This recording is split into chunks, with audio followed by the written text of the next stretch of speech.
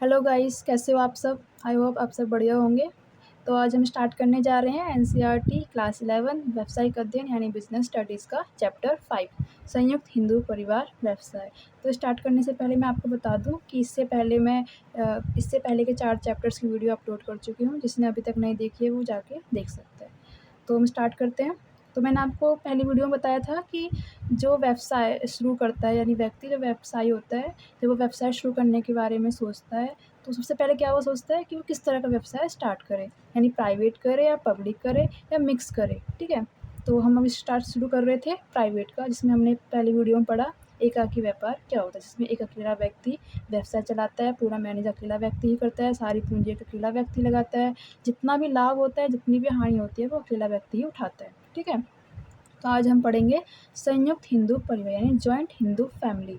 नाम से आपको समझ आ रहा होगा, यानी हिंदू परिवार का व्यवसाय है, मुस्लिम का नहीं है, सिर्फ हिंदू स्टार्ट कर सकते हैं इस व्यवसाय को। ठीक है, तो देखो इससे पहले हम क्या करते हैं कि इस व्यवसाय के लिए ना एक लॉ बना हुआ है, एक कानून बना हुआ है, जिसका नाम होता है संयुक्त हिंदू लॉ। यानी हिंदू लॉ के अनुसार, हिंदू यानी जो कास्ट है हिंदू, हिंदू लॉ के अनुसार कानून कहता है कि इस व्यवसाय का मतलब होता है कि इस व्यवसाय में ऐसे समूह यानी ऐसे लोग होने चाहिए जो एक ही पूर्वज के हों, यानी एक ही वंशज के हों, यानी एक दादा हैं, उनके बहुत सारे बेटे हैं, यानी पूरा वंशज एक ही खानदान का हो, एक ही परिवार का होना चाहिए, तभी वो संयुक्त हिंदू परिवार व्यवसाय शुरू कर सकते हैं। ठीक है, तो संयुक्त हिंदू परिवार व्यवसाय को शुरू करने के लिए ना कानून ने 2 बातें बोली हैं कि अगर वो जब व्यवसाय शुरू कर रहे हैं, अगर ऐसी 2 विशेषता हैं, 2 ऐसी बातें हैं कि जिन्हें वो फॉलो करते हैं, जिन्हें वो इस उपयोग में लाते हैं, तभी वो इस व्यवसाय को स्टार्ट कर सकते हैं। तो हम पढ़ते हैं क्या होता है। सबसे पहले, इसका अभिप्राय उस व्यवसाय से है जिसका स्वामित्व यानी स्वामी एवं संचालन यानी उसको चलाना एक संयुक्त हिंदू परिवार के सदस्य करते हैं, यानी जो जॉइंट हिंदू फैमिली है उसके मेंबर्स करते हैं। हिंदू लॉ के अनुसार संयुक्त हिंदू परिवार से आश्रय यानी उसका मतलब व्यक्तियों के ऐसे समूह से है जो एक ही पूर्वज के वंशज हैं। ठीक है, समझ आ गया ना। जैसे हमारे दादा, फिर हमारे दादा के मान लो जो बच्चे हैं, जैसे हमारे पापा, हमारे चाचा, हमारे ताऊ जी, फिर उनके बेटे, उनकी बेटियाँ। ठीक है, लेकिन इसमें क्या होता है, इसमें ना बेटा बेटी दोनों कर सकते हैं, लेकिन बेटा कर सकता है अगर उसकी शादी हो गई, उसकी वाइफ है तो वो भी मेंबर्स बन जाती है। लेकिन अगर बेटी की शादी हो जाती है तब वो इसकी मेंबर्स नहीं रहेगी, बेटी शादी से पहले तक मेंबर्स रहेगी। ठीक है, याद रखना ये बात, शादी से पहले तक वो मेंबर्स रहती है, शादी के बाद वो मेंबर्स नहीं बन सकती। बेटा शादी के बाद भी मेंबर रहेगा। ठीक है, तो किसने बोला ना पूर्वज की वंशज, तो दादा दादा दादी, फिर उसके बच्चे, फिर उनके बेटे, फिर उनके बेटे के बेटे, ऐसे। ठीक है, तो इसमें जो 2 बातें थी वो क्या थी, एक था सहभागिता। इसका मतलब क्या होता है, सहभागिता का अभिप्राय परिवार की पैतृक संपत्ति से है, जिसमें सामूहिक स्वामित्व से होता है। इसमें एक व्यक्ति को परिवार में जन्म लेते ही पारिवारिक संपत्ति में अधिकार मिल जाता है। देखो, सहभागिता का मतलब होता है पैतृक संपत्ति। पैतृक संपत्ति का मतलब क्या होता है, पेरेंट्स की संपत्ति यानी पूर्वजों की संपत्ति, यानी पूर्वजों की ऐसी संपत्ति है जिस पे पूरे परिवार का हक है, पूरे परिवार का हक है। यानी जैसे मान लो कुछ हमारे दादा दादी की या हमारे उससे पहले पूर्वजों की कोई ज़मीन है जिस पे हमारे पूरे ख़ानदान का हक है, और जब अगर हम अलग अलग रहेंगे तो वो आधा आधा बटेगा। होता है ना, कभी कभी से हिस्सा होता है तो आधा आधा मांगते हैं, क्योंकि वो हमारे पूर्वज की है और उस पर सबका हक होता है। तो यानी इसका मतलब क्या होता है, सहभागिता का अभिप्राय पैतृक संपत्ति जिसमें सामूहिक स्वामित्व होता है। सामूहिक मतलब पूरे परिवार का हक होता है, पूरा परिवार उसका मालिक होता है। ठीक है, और इस सहभागिता में क्या होता है कि अगर उस फैमिली में, उस हिंदू फैमिली में जो मेंबर्स, उसमें कोई बच्चा अगर पैदा हो रहा है तो पैदा होते ही वो उस व्यवसाय का मालिक बन जाता है, उस व्यवसाय का मेंबर्स बन जाता है। यानी उस संपत्ति, देखो सहभागिता में ये होता है कि कुछ जो संपत्ति है, पैतृक संपत्ति है, जो पूर्वज की संपत्ति है, तो उस पे पूरे खानदान का, पूरे परिवार का, सारे मेंबर्स का हक होता है। और अगर उस फैमिली में कोई बच्चा पैदा होता है, उस बच्चे के पैदा होते ही उस बच्चे को उस संपत्ति में अधिकार मिल जाता है। उस जो भी संपत्ति है, जो भी सामान है, उसमें उसका हक मिल जाता है। जब वो बड़ा हो जाएगा वो हक मांग सकता है। ठीक है, तो ये पहला हो गया। दूसरा देखते हैं हम क्या है। दूसरा है हमारा सामान्य संपत्ति। इसका क्या मतलब होता है, सामान्य संपत्ति का अभिप्राय परिवार के पास ऐसी संपत्ति हो जिसका प्रयोग परिवार के सभी सदस्यों के कल्याण के लिए होता है। मतलब एक ही बात है कि मतलब हमारी फैमिली में कोई ऐसा सामान होना चाहिए, कोई ऐसी संपत्ति होनी चाहिए, कुछ भी ऐसा ऐसी कोई चीज़ होनी चाहिए जिस पे हमारे पूरे परिवार का हक हो और पूरे परिवार की भलाई के लिए हो वो। जैसे ज़मीन है, बताया अभी, ज़मीन सबके लिए भलाई के लिए होता है कि मतलब सब में अगर वो सब परिवार अलग-अलग, जैसे चाचा अलग होते हैं, ताऊ अलग हो जाएँ, हम अलग हो जाएँ, सबके लिए बराबर मतलब बराबर-बराबर ज़मीन मिलेगी ना, और फिर वो उस पे अपना घर बना के रह सकते हैं, तो उनकी भलाई के लिए है। पैसे अगर मान लो कोई गहना है, कोई दादी का है गहना है, कोई ज्वेलरी है, उसको बेच के जो पैसा आएगा उसका बराबर-बराबर हम बँटवारा कर सकते हैं। तो उसका मतलब होता है ऐसा कोई सामान जिसका प्रयोग परिवार के सभी सदस्यों के कल्याण के लिए होता है, ठीक है? वो होती है सामान्य संपत्ति। तो 2 थी, जो भी मैंने बताया था, एक तो ये वाला सहभागिता, यानी कोई पैतृक संपत्ति होनी चाहिए, कोई पूर्वजों की संपत्ति होनी चाहिए जिस पे पूरे परिवार का हक हो, और दूसरा क्या है कि ऐसा सामान जो पूरे खानदान की भलाई के लिए होता है। तो सेम ही मतलब है इसका, ठीक है? अब देखो, एक ये है संप्रदाय। संप्रदाय का मतलब होता है कोई ऐसा स्कूल्स ऑफ हिंदू लॉ, यानी कोई ऐसा स्कूल है जिसमें कुछ 2 बातें हैं जो कानून के द्वारा बताई गई हैं। पहला है मिताक्षरा।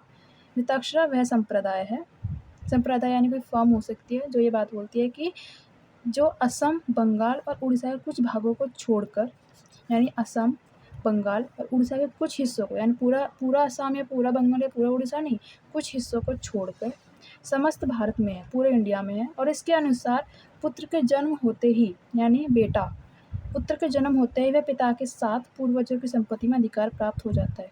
यानी जो संप्रदाय है मिताक्षरा, जो स्कूल है, उसमें ये बताया गया है कि असम, बंगाल, उड़ीसा के कुछ भागों को छोड़कर, एक तो ये पूरे इंडिया में, ये बात याद रखना कि पूरे इंडिया में है। इसका मतलब ये होता है कि अगर फैमिली में, उस हिंदू फैमिली में बेटा पैदा होता है, कोई पुत्र पैदा होता है, तो वो जब पैदा होता है, जैसे ही पैदा होता है, उसके पैदा होते ही उसकी जो पूर्वजों की संपत्ति है, जो पूर्वजों की ज़मीन है, जो पूर्वजों का जो भी ज्वेलरी है, जिस पे उसके पिता का हक है, उस ज़मीन पर, उस संपत्ति पर उस बच्चे का भी हक पैदा होते ही हो जाएगा, यानी उस संपत्ति पर अधिकार प्राप्त हो जाएगा, ठीक है? मिताक्षर का मतलब समझ गए ना क्या होता है कि पुत्र के जन्म होते ही वह पिता के साथ-साथ, यानी पापा भी रहेंगे उसके, यानी उसके पिता भी रहेंगे और वो भी रहेगा, पूर्वजों की संपत्ति में अधिकार प्राप्त हो जाता है। दूसरा क्या है, दाएँ भाग। दाएँ भाग यह संप्रदाय असम, बंगाल व उड़ीसा के कुछ भागों में ही है। इसमें क्या था मिताक्षरा में, असम, बंगाल और उड़ीसा के भागों को, कुछ भागों को छोड़कर पूरे इंडिया में था, और दाएँ भाग सिर्फ़ और सिर्फ़ असम, बंगाल और उड़ीसा के कुछ भागों में है। इसके अनुसार पुत्र को संपत्ति में अधिकार पिता की मृत्यु के पश्चात ही होता है। तो इसमें क्या था मिताक्षरा में कि बेटा अगर पैदा हो रहा है, मतलब पुत्र के पैदा होते हैं उसे पिता के साथ-साथ पूर्वजों की संपत्ति में अधिकार मिल जाता है। लेकिन दाएँ भाग में क्या होता है कि बेटा अगर पैदा हो रहा है, उस भले ही वो 18 साल का हो जाए, 19 का हो जाए, 50 का हो जाए, उसको तब तक उस संपत्ति में अधिकार नहीं मिलेगा जब तक उसके पिता की डेथ ना हो जाए, यानी जब तक उसके पिता मर ना जाए। तो इसका मतलब क्या है, पुत्र को संपत्ति में अधिकार पिता की मृत्यु के बाद ही होता है। ठीक है, समझ आ गया ना अच्छे से? मिताक्षरा में पैदा होते ही उसको हक मिल जाता है, और दाएँ भाग में उसको तब तक हक नहीं मिलेगा उस संपत्ति में जब तक उसके पिता की डेथ ना हो जाए। ठीक है? तो हम आगे पढ़ते हैं। संयुक्त हिंदू परिवार व्यवसाय क्या होता है आपको समझ आ गया होगा। अब हम पढ़ते हैं इसकी विशेषता यानी उसकी कैरेक्टरिस्टिक क्या है, फीचर्स, यानी कैसे पता चलेगा कि वो एक संयुक्त हिंदू परिवार व्यवसाय चला रहे हैं। ठीक है, तो पहला है हिंदू लॉ के अनुसार, यानी एक कानून है, बताया था ना, हिंदू लॉ के अनुसार एक कानून है। संयुक्त हिंदू परिवार के व्यवसाय का संचालन हिंदू लॉ के अनुसार किया जाता है। ये बताया था ना कि जो दो बताए थे, सहभागिता और सामान्य संपत्ति, तो उन दोनों बातों को ये हिंदू लॉ बोलता है कि अगर कोई पैतृक संपत्ति है जिस पे आपके पूरे परिवार का हक है, तभी आप व्यवसाय चला सकते हो। तो इसका मतलब यही है कि हिंदू लॉ के अनुसार व्यवसाय का संचालन किया जाता है। ठीक है, संयुक्त हिंदू परिवार के व्यवसाय का संचालन हिंदू लॉ के अनुसार होता है। इसका मतलब ये नहीं कि इन्हें कोई डॉक्यूमेंट्री एग्रीमेंट वगैरह करना होता है, इन्हें बस इस लॉ का जो नियम है उसको मानना होता है। अगर आपके पास कोई पैतृक संपत्ति है तभी आप ये व्यवसाय चला सकते हो। ठीक है, दूसरा क्या है, कर्ता द्वारा प्रबंध। कर्ता, हाँ देखो कर्ता क्या होता है बताती हूँ। संयुक्त हिंदू परिवार जो व्यवसाय है पूरा खानदान होता है, लेकिन उसमें ना एक मुखिया सिर्फ एक ही हो सकता है, जो सबसे बड़ा होता है वो मुखिया होता है, तो उसी मुखिया को कर्ता कहते हैं। ठीक है, वो अकेला मुखिया वो उसको मैनेज कर सकता है, और उसका लास्ट डिसीजन ही, मतलब उसका जो डिसीजन होता है उसका लास्ट डिसीजन माना जाता है। ठीक है, यानी मान लो हमारे खानदान में मान लो 20 मेंबर्स हैं, पूरे हमारा फैमिली है हिंदू परिवार। संयुक्त माने होता है जॉइंट होना चाहिए, अलग-अलग नहीं होना चाहिए, बटे हुए ना हो, पूरा एक फैमिली एक साथ जॉइंट है, और उसमें मान लो 20 मेंबर्स हैं, लेकिन उसमें हमारे पापा सबसे बड़े हैं मान लो, तो वो मुखिया होंगे, कर्ता।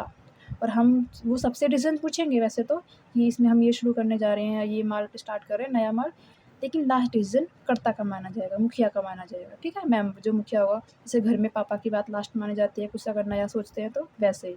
कर्ता द्वारा प्रबंध, यानी वो प्रबंध करता है, मैनेज करता है। सबसे वो डिसीज़न लेता है, लेकिन लास्ट वो अपनी ही मानता है, अपनी ही चलाता है, यानी अपने जो डिसीज़न होता है लास्ट मानता है।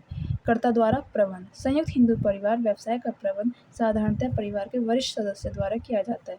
वरिष्ठ यानी जो मेन होता है, जो सबसे बड़ा होता है, तो वो कर्ता कहलाएगा, मुखिया कहलाएगा, उसके द्वारा ही किया जाता है, ठीक है? वही उसको चलाता है। उसके बाद अगर वो उसकी मृत्यु हो जाती है, तो उससे छोटा जो होगा, जो उसके बाद सबसे घर में बड़ा होगा, फिर वो चलाएगा, तो वह कर्ता या मुखिया कहलाता है, ठीक है? तीसरा आता है सीमित दायित्व। तो वो सीमित दायित्व और असीमित दायित्व क्या होते हैं, मैंने आपको इससे पहले ही बताया था क्या होता है। देखो मैंने इससे पहले आपको ये बताया था कि सीमित दायित्व क्या होता है। असीमित दायित्व तो वो होता है जिसमें अगर मान लो हमने किसी से उधार ले रखा है और अगर हम उसकी पेमेंट ना कर पाएँ टाइम पे, उसका जो उधारी माल है या उधार पैसा है वो ना चुका पाएँ, तो वो जो देनदार है, जो हमारा जिससे हमने उधार लिया था, वो हमारे व्यवसाय में सामान को तो बेचेगा ही बेचेगा अपना पैसा वसूलने के लिए। अगर फिर भी पैसा कम पड़ता है तो हमारे घर तक भी आ सकता है, तो उसे कहते हैं असीमित दायित्व। यानी जिससे हमने उधार लिया है वो अपना पैसा वसूलने के लिए हमारे व्यवसाय के साथ-साथ हमारे घर का सामान भी बेच सकता है, तो उसे कहते हैं असीमित। और सीमित में क्या होता है, यानी लिमिट, इसमें होता है अनलिमिटेड, इसमें होता है लिमिट, यानी लिमिट होती है, वो सिर्फ हमारे व्यवसाय तक ही आ सकता है, हमारे घर तक नहीं आएगा, ठीक है? अगर हम पेमेंट करने में असफल हो जाते हैं, अगर उसकी पेमेंट ना कर पाए हम टाइम टू टाइम, तो वो अपना पैसा वसूलने के लिए सिर्फ हमारे व्यवसाय को ही इस्तेमाल करेगा, सिर्फ हमारे व्यवसाय को बेच सकता है या फिर हमारे व्यवसाय के सामान को बेच सकता है। अगर फिर भी पैसा कम पड़ जाए, तो वो हमारे घर नहीं आएगा, तो कुछ भी करे लेकिन हमारे घर नहीं आ सकता, हमारे सामान को नहीं बेचेगा, ठीक है? तो होता है सीमित दायित्व। तो जो संयुक्त हिंदू परिवार है उसमें सीमित दायित्व होता है, लेकिन केवल कर्ता यानी जो मुखिया होता है उसका दायित्व असीमित होता है, ठीक है? जो बताया था ना, मेन मेंबर होता है उसका दायित्व असीमित होता है। यानी अगर व्यवसाय डूब जाए या फिर व्यवसाय बंद हो जाए, कोई बहुत सारा उधार ले रखा है वो ना पेमेंट कर पाएँ, तो जो लोग हैं जिससे हमने उधार लिया था, कर्ता यानी मुखिया का सामान घर तक आ सकता है, मुखिया के घर का सामान भी ले सकता है। लेकिन जो उसमें मेंबर्स होते हैं, वहाँ के सदस्यों का दायित्व सीमित होता है। जो बाकी सदस्य होते हैं उन लोगों के घर का सामान वो नहीं ले सकता। तो आप पूछोगे कि ये लोग तो संयुक्त परिवार है, एक ही फैमिली में रहते हैं, तो सामान भी इनका सेम है, कैसे अलग-अलग हो सकता है? देखो, भले ही हम लोग एक फैमिली में रह सकते हैं, लेकिन सबके पास तो कुछ ना कुछ ऐसा होता है ना कि हमारे जैसे अकाउंट सबके अलग-अलग हो सकते हैं। हमारे अकाउंट में कुछ है, चाचा के अकाउंट में कुछ है, ताऊ जी के अकाउंट में कुछ पैसा पड़ा हुआ है, या फिर निजी भी तो निजी लाइफ़ भी होती है। हम रहे एक फैमिली में रहे हैं, एक छत के नीचे, लेकिन हमारी निजी लाइफ़ भी होती है। तो जो कर्ता का सामान होगा, जो कर्ता का मुखिया है, जो हमारा मेन मेंबर है, उसका दायित्व असीमित होता है। यानी अगर ये लोग यानी जो ये व्यवसाय अगर ये पैसा ना चुका पाए, जो जिससे उधार लिया था, तो वो लोग कर्ता का घर तक आ सकते हैं, कर्ता का घर का सामान भी बेच सकते हैं। लेकिन जो बाकी मेंबर्स हैं, उनका दायित्व सीमित होता है, उनके घर तक वो लोग नहीं आ सकते, ठीक है? तो फोर्थ हमारा है जन्म से सदस्यता। बताया था ना कि इस व्यवसाय में क्या होता है कि अगर कोई बेटा पैदा होता है, तो उसको पैदा होते ही उसको मेंबरशिप मिल जाती है, यानी वो उस व्यवसाय का मालिक बन जाता है। तो जन्म से सदस्यता मिल जाती है उसको। एक शिशु यानी कि एक बच्चा, एक शिशु को जन्म से ही व्यवसाय में अधिकार मिल जाता है, वह जन्म से ही व्यवसाय का सदस्य बन जाता है। यानी जब वो पैदा होता है बच्चा, उसके पैदा होते ही उसको अधिकार मिल जाता है और वो उस व्यवसाय का स्वामी बन जाता है। बेटी सिर्फ शादी से पहले तक रह सकती है, उसके बाद नहीं। बेटा शादी के बाद भी रह सकता है, ठीक है? ये बात याद रखना। पाँचवा है केवल पुरुष सदस्यता। इसमें बताया था ना, पुरुष इसलिए बोला है इन्होंने क्योंकि बेटी की शादी हो जाती है, वो चली जाती है, तो उसके बाद वो मेंबर नहीं रहती है। इस फैमिली में ज़्यादातर पुरुष ही रहते हैं। इस व्यवसाय में पुरुष सदस्य ही सहभागी हो सकते हैं, औरतें नहीं। लेकिन इसमें एक बात याद रखना, मान लो फैमिली में पुरुष कम है और उनकी डेथ हो जाए मान लो, और जो हमारी माँ सबसे बड़ी है घर में, और हमारे पिता की डेथ हो जाए और वह व्यवसाय चल रहा है, तो हमारी माँ भी मेंबर बन सकती है। यानी अगर मेंबर्स यानी मेल मेंबर्स कम है, तो लेडीज़ बन सकती है। लेकिन मेन बात इसमें ये होती है कि आप इसमें विशेषताओं में लिख सकते हो कि केवल पुरुष सदस्य होते हैं। मेनली इस व्यवसाय में ये होता है कि केवल पुरुष सदस्य होते हैं, ठीक है? 6 है पंजीकरण। पंजीकरण का मतलब होता है रजिस्ट्रेशन कराना उस व्यवसाय का। इसमें पंजीकरण की आवश्यकता नहीं होती। बताया था ना कि हिंदू लॉ के अनुसार हमें सिर्फ बात माननी होती है, 2 कि पैतृक संपत्ति होनी चाहिए, सबका अधिकार हो, लेकिन हमें रजिस्ट्रेशन कराने की ज़रूरत नहीं होती। हमें कोई लीगली कानूनी कोई कार्रवाई नहीं करवानी पड़ती कि हमें ये व्यवसाय स्टार्ट करना है, ठीक है? अब पढ़ते हैं संयुक्त हिंदू परिवार यानी संयुक्त हिंदू परिवार व्यवसाय के लाभ, कि हम अगर ये व्यवसाय शुरू करेंगे तो हमें क्या प्रॉफ़िट होगा, क्या लाभ होगा, ठीक है? पहला है प्रारंभ करने की सरलता। बताया था ना, पंजीकरण, रजिस्ट्रेशन कराने की ज़रूरत नहीं है, तो ईज़ी हो गया ना। अगर हम कोई व्यवसाय शुरू करना चाहते हैं, तो हम ईज़िली शुरू कर सकते हैं, क्योंकि हमें कोई कानूनी कार्रवाई नहीं करनी, कहीं डॉक्यूमेंट्स नहीं देने, कुछ बार-बार आना-जाना नहीं होगा कहीं सरकार में। तो प्रारंभ करने की सरलता, ईज़ी होता है शुरू करना, ईज़ी टू स्टार्ट। इस व्यवसाय को प्रारंभ करना सरल होता है यानी आसान होता है, क्योंकि इसके लिए किसी भी प्रकार की कोई वैधानिक औपचारिकताओं की पूर्ति नहीं करनी पड़ती। ठीक है, समझ गए ना? यानी कोई लीगली कुछ एग्रीमेंट वगैरह नहीं करना है, कोई लीगली डॉक्यूमेंट्स वगैरह नहीं देने हैं, हम ईज़िली स्टार्ट कर सकते हैं। बस उन 2 बातों को फ़ॉलो करना है, पैतृक संपत्ति होनी चाहिए। ठीक है? ईज़ी टू स्टार्ट यानी प्रारंभ करने में सरलता। दूसरा है पैतृक गुणों का लाभ। पैतृक गुण मतलब पूर्वजों की संपत्ति है, तो उससे हमें लाभ मिलता है कि हम ये व्यवसाय शुरू कर सकते हैं, लाभ मिलता है ना। हिंदू अविभाजित परिवार। अविभाजित मतलब क्या हुआ है? इसका मतलब ये है कि वो फैमिली बटी हुई नहीं है, एक जॉइंट फैमिली है। तो हिंदू अविभाजित परिवार पुश्त दर पुश्त दर चलता रहता है। तो परिवार के सदस्य भी परिवार की प्राचीन आदर्श परंपराओं को बनाए रखते हैं। इससे पैतृक ख्याति के लाभ भी व्यवसाय को प्राप्त होते हैं।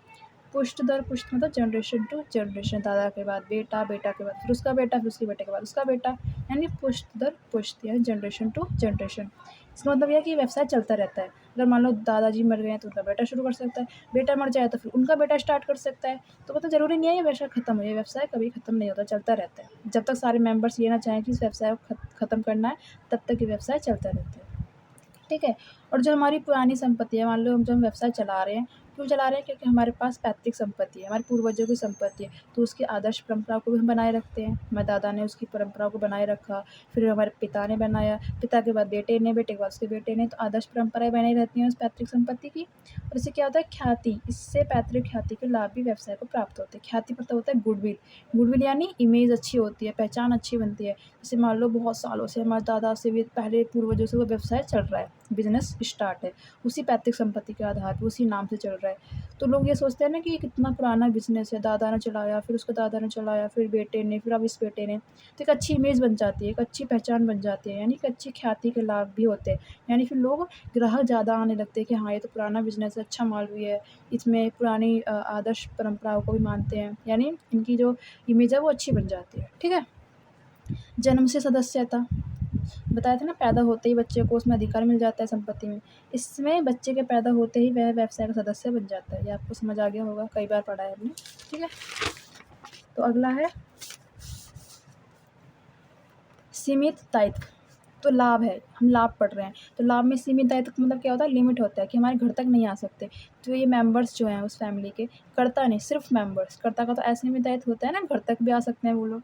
सीमित दायित्व एक तरह से लाभ है मेंबर्स के लिए, प्रॉफ़िट है उनके लिए, लाभ है कि क्योंकि अगर व्यवसाय डूब जाता है, ज़्यादा ऋण में, ज़्यादा लोन में डूब जाता है, तो वो जो लेनदार हैं, जो हमारा जिससे हमने उधार लिया था, वो लोग सिर्फ हमारे व्यवसाय तक ही आ सकते हैं, हमारे घर तक नहीं आएँगे। तो ये बात ये जो पॉइंट है, ये मेंबर्स के लिए प्रॉफ़िट है ना, लाभदायक है, तो सीमित दायित्व इसलिए है। तो व्यवसाय में कर्ता को छोड़कर, यानी जो मुखिया है उसको छोड़कर बाकी सभी सदस्यों का दायित्व सीमित होता है। ठीक है, समझ गए ना? सीमित दायित्व मतलब कि अगर व्यवसाय डूब जाता है तो वो लोग अपना उधारी पैसा वसूलने के लिए हमारे व्यवसाय तक ही आएँगे, व्यवसाय का माल ही बेच के अपने वसूल कर लेंगे, लेकिन हमारे घर तक नहीं आ सकते, कर्ता को छोड़कर। कर्ता के घर तक आ सकते हैं, वो कर्ता के घर का माल भी बेच सकते हैं, जब तक अगर उनका पैसा वसूल ना हो जाए। लेकिन जो बाकी मेंबर्स हैं, कर्ता को छोड़कर, उनका घर का सामान नहीं बिकेगा, तो ये उनके लिए फ़ायदा है, प्रॉफ़िट है। ठीक है? अब हम पढ़ते हैं हानियाँ। अब देखो, लाभ हैं तो हानियाँ भी हैं। जैसे सीमित दायित्व मेंबर्स के लिए लाभ है और ये कर्ता के लिए हानि है। तो हानियाँ पढ़ते हैं, क्या-क्या होती हैं। पहला है सीमित साधन। देखो, इस व्यवसाय में साधन सीमित होते हैं। सीमित साधन होने के कारण बड़े पैमाने के व्यवसाय की स्थापना नहीं की जा सकती है। इसका मतलब क्या है कि जब हम ये व्यवसाय स्टार्ट करते हैं, ये हमारी फैमिली के ही मेंबर्स होते हैं, बाहर के तो होते ही नहीं हैं। तो फैमिली में जितना भी पैसा है, हम सिर्फ़ उसी को इस्तेमाल कर सकते हैं। क्योंकि बाहर का कोई बाहर के किसी व्यक्ति को मालिक बनाते ही नहीं हैं, हमारे मेंबर्स ही मालिक होते हैं। समझ में आया ना? मतलब हम अगर बाहर के लोगों को मेंबर्स बनाते, उन लोगों को मालिक बनाते, तो हो सकता है उनके पास हमसे ज़्यादा पैसा होता और वो ज़्यादा पैसा लेके हमारे बिज़नेस में आते, तो हमारा बिज़नेस और बड़ा हो सकता था ना? इसका मतलब क्या है? सीमित साधन, यानी हमारी फैमिली में जितना पैसा है, हम सिर्फ़ उसी को इस्तेमाल करते हैं और ज़्यादा बड़ा व्यवसाय नहीं बना पाते हैं। तो सीमित साधन होते हैं, यानी कि लिमिट होते हैं, ज़्यादा नहीं होते। अनलिमिटेड मतलब बहुत ज़्यादा होना, सीमित यानी लिमिट होना, यानी कम होना। इस व्यवसाय में साधन सीमित होते हैं। सीमित साधन होने के कारण बड़े पैमाने के व्यवसाय की स्थापना नहीं कर पाते हैं। ठीक है? यानी कम पैसे होने के कारण छोटा ही चलता है, ज़्यादा बड़ा नहीं हो पाता है। दूसरा है सीमित प्रबंध चातुर्य। चातुर्य यानी चालाकी, प्रबंध यानी मैनेज करना। कोई भी व्यक्ति कितना भी बुद्धिमान क्यों ना हो, किंतु यह व्यवसाय से संबंधित सभी निर्णय स्वयं नहीं ले सकता। इस व्यवसाय में सभी निर्णय कर्ता को लेने पड़ते हैं। कभी-कभी निर्णय व्यापार के हित में नहीं हो पाता। यानी बताया था ना, जब कर्ता है, मुखिया होता है इस व्यवसाय का, उसका डिसीज़न लास्ट होता है। ठीक है? क्योंकि वो एक अकेला करता है नहीं, मुखिया मेन मेंबर्स तो वही होता है ना। मान लो अगर हम बाहर से 5-6 लोग मिलके करते हैं, यानी हमारी फैमिली से एक है, कोई दूसरे शहर से, कोई दूसरे राज्य से, माने 7-8 लोग हैं। सबका अलग-अलग दिमाग है, सब अलग-अलग सोचेंगे, सब अलग-अलग चालाकी दिखाएँगे, तो काफ़ी अच्छा मैनेज कर सकते हैं ना हम। लेकिन इसमें क्या होता है, अकेला व्यक्ति का लास्ट डिसीज़न होता है, वो अकेला ही अपनी चालाकी से कोई एक लास्ट डिसीज़न लेता है। तो हो सकता है वो भले ही कितना भी इंटेलिजेंट क्यों ना हो, भले ही कितना ही नॉलेजेबल क्यों ना हो, कितनी भी ज्ञान क्यों ना हो, लेकिन एक अच्छा निर्णय लेने में हो सकता है नाकामयाब रहे, ना ले पाए, मतलब बहुत अच्छा ना ले पाए। अच्छा ले सकता है, बहुत अच्छा ना ले पाए निर्णय। तो इसका मतलब क्या है, भले ही कितना ही बुद्धिमान क्यों ना हो, लेकिन वह व्यवसाय से संबंधित सभी निर्णय अकेला नहीं ले सकता है। ठीक है? इस व्यवसाय में सभी निर्णय कर्ता को लेने पड़ते हैं।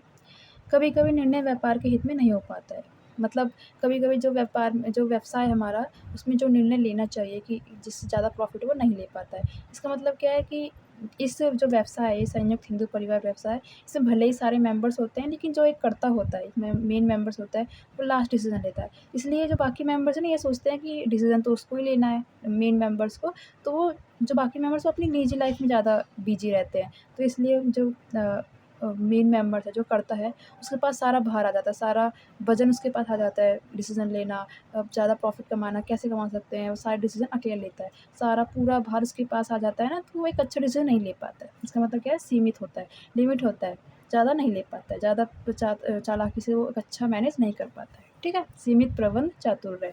सीमित यानी लिमिट, प्रबंध यानी मैनेज करना, चातुर्य यानी चालाकी, यानी लिमिट होता है, वो ज़्यादा नहीं कर पाता है। ठीक है?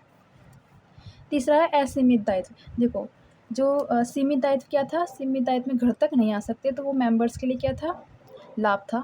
लेकिन असीमित दायित्व किसका होता है, कर्ता का, यानी मुखिया का। तो ये उसके लिए हानि है ना, क्योंकि उसका घर का सामान भी बिक सकता है, तो वो हानियाँ पड़ रहे हैं। तो ये असीमित दायित्व कर्ता के लिए हानि है। कैसे है, कर्ता का असीमित दायित्व होता है, इसलिए वह बहुत सोच समझ कर निर्णय लेता है, जिससे निर्णय लेने में देरी हो जाती है। तो इसमें ना हम 2 पॉइंट्स बना सकते हैं। पहला क्या है, निर्णय लेने में देरी हो जाती है। आप ना ये अलग से पॉइंट भी बना सकते हो, मैंने इसमें लिख दिया। निर्णय लेने में देरी क्यों हो जाती है, क्योंकि उसका असीमित दायित्व होता है। क्योंकि जो करता है उसको डर रहता है कि मान लो मैंने कोई गलत डिसीज़न ले लिया और मेरा व्यवसाय डूब गया या बहुत लॉस हो गया, जिससे हमने उधार ले रखा था उसका ना चुका पाए, तो वो लोग मेरा घर का सामान भी बेच देंगे, मेरा घर भी बेच सकते हैं, या फिर मेरे जो घर में जितना अकाउंट में पैसा है वो सारा ले सकते हैं। सो एक तरह से डर रहता है, तो वो बहुत सोच समझ के निर्णय लेता है, बहुत टाइम लगा देता है सोचने में, तो बहुत टाइम लग जाता है, देरी हो जाती है निर्णय लेने में, जल्दी निर्णय नहीं ले पाता है। एक पॉइंट आप ये बना सकते हो। दूसरा क्या है, असीमित दायित्व, यानी करता है उसका असीमित दायित्व होता है, तो वो जो मतलब अगर वो उसका व्यवसाय डूब जाता है या फिर उसका बहुत सारा लोन हो जाए, बहुत उधार हो जाए, ऋण ले ले बहुत ज़्यादा, ना चुका पाए, तो घर का सामान भी बिक सकता है। तो ये 2 पॉइंट बन सकते हैं, ठीक है? समझ गए ना? असीमित दायित्व और निर्णय लेने में देरी, मतलब एक ही है दोनों का, क्योंकि असीमित दायित्व होता है, तो बहुत सोच समझ के लेता है, ठीक है? ताकि उसका लॉस ना हो जाए। 4th है और लास्ट, सदस्यों के सहयोग का अभाव। अभाव मतलब वो उसमें ज़्यादा पार्टिसिपेट नहीं करते, उनका पार्टिसिपेशन की कमी हो जाती है।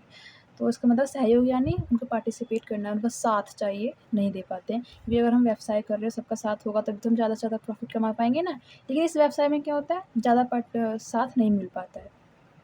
परिवार के सदस्य संयुक्त हिंदू परिवार व्यवसाय की अपेक्षा अपनी निजी संपत्ति में वृद्धि करने में अधिक रुचि लेते हैं, इससे परिवार को सदस्यों का सहयोग नहीं मिल पाता है। मतलब अभी बताया था ना कि मान लो पूरी फैमिली है, 20 मेंबर्स हैं, लेकिन करता तो एक ही होता है, एक ही मेन मेंबर्स होता है, तो वो सारे डिसीज़न खुद ही लेता है। जो बाकी मेंबर्स हैं, उनका दायित्व भी सीमित होता है, तो उन्हें कोई डर भी नहीं है कि अगर मान लो जो लोन ले रखा है, वो ना चुका पाए, फिर घर का माल भी नहीं बिक सकता, तो एक प्रॉफ़िट है उनके लिए, तो उनको कोई डर नहीं है। लेकिन जो करता है, उसको डर होता है कि उसका घर का माल ना बिक जाए। तो वो एक सोच समझ के लेता है, पूरा दिमाग लगाता है, बहुत मतलब टेंशन लेता रहता है।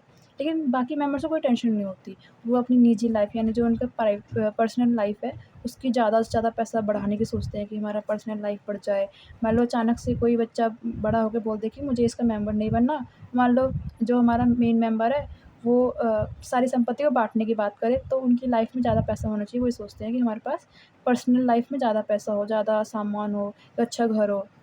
तो इसका मतलब ये है कि जो बाकी मेंबर्स हैं, कर्ता के अलावा जो बाकी मेंबर्स हैं, वो अपनी निजी संपत्तियों में वृद्धि करने की में अधिक रुचि लेते हैं। यानी अपनी पर्सनल लाइफ़ में पैसा बढ़ाना, संपत्ति यानी बहुत ज़्यादा पैसा बढ़ा सके, ज़्यादा से ज़्यादा अकाउंट में पैसा रह सके, उस सब को बढ़ाने में ज़्यादा सोचते रहते हैं। भले ही कि भला कि वो उन्हें सोचना चाहिए कि व्यवसाय में कैसे प्रॉफ़िट कमाएँ, वो इससे ज़्यादा वो अपनी पर्सनल लाइफ़ के बारे में सोचते हैं।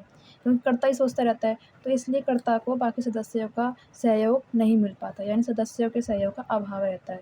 समझ में आ गया ना? कि मतलब जो संयुक्त हिंदू परिवार व्यवसाय की अपेक्षा अपनी निजी संपत्तियों में वृद्धि करने में अधिक रुचि लेते हैं। परिवार के सदस्य होते हैं, इस व्यवसाय के प्रॉफ़िट बढ़ाने की बजाय वो अपनी पर्सनल लाइफ़ में ज़्यादा से ज़्यादा इंटरेस्ट लेते हैं कि ज़्यादा से ज़्यादा पैसा बढ़े। इससे परिवार को सदस्यों का सहयोग नहीं मिल पाता। यानी जो जो लोग हैं परिवार में, यानी जो कर्ता है, वो ज़्यादा से ज़्यादा प्रॉफ़िट कमाना चाहता है, व्यवसाय को बढ़ाना चाहता है, उस कर्ता को उनका साथ नहीं मिल पाता है। ठीक है? तो आई होप आपको समझ आ गया होगा अच्छे से। तो अगर आपको मेरा समझाया हुआ समझ आ रहा है तो मेरे चैनल को सब्सक्राइब करें, ताकि आगे मैं जितनी वीडियोज़ बनाऊँ आपको वो बाकी सारी अपडेट्स मिलती रहें, आपको सारी वीडियोज़ मिलती रहें। और अगर आपको मेरा समझाया हुआ अच्छा लग रहा है तो मेरी वीडियो को लाइक करें। और अगर आपको कोई डाउट है, कुछ पूछना है, या फिर मैं अच्छे से ऑडिबल नहीं हो रही हूँ, मैं ढंग से सुनाई नहीं दे रहा है आपको मेरी आवाज़, या जो मेरा लिखा हुआ आपको दिखाई नहीं दे रहा है, तो आप कमेंट्स कर सकते हैं। मैं आपकी ज़रूर उसमें सुधार करने की कोशिश करूँगी। Okay, thank you.